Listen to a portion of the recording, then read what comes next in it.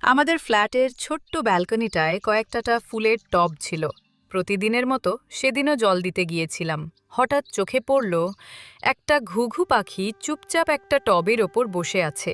প্রথমে মনে হলো হয়তো একটু বিশ্রাম নিচ্ছে, কিন্তু না, ঘন্টার পর ঘন্টা সে সেখানেই রয়ে গেল।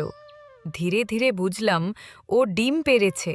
আমাদের ব্যালকনিটাকেই নিজের নিরাপদ একটা ঘর হিসেবে বেছে নিয়েছে সে।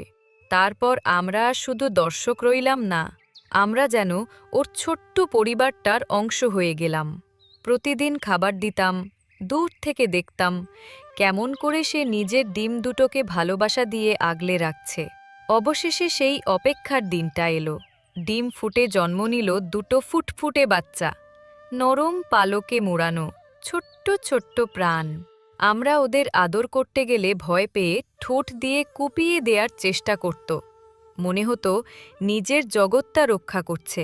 গাছে জল দেওয়া কঠিন হয়ে গেল, তাই আমরা নিচে একটা গামলা রেখে জল জমিয়ে দিলাম, আর বাচ্চাগুলোর আরাম করে থাকার জন্য টিস্যু আর কাগজ দিয়ে একটা সুন্দর বাসাও সাজালাম।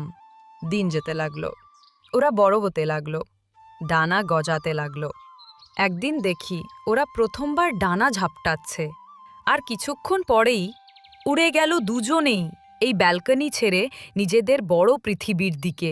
ওরা চলে গেলেও ওদের সেই ছোট্ট গল্প আজও আমাদের ঘরের কোণে মায়ার মতো টিকে আছে।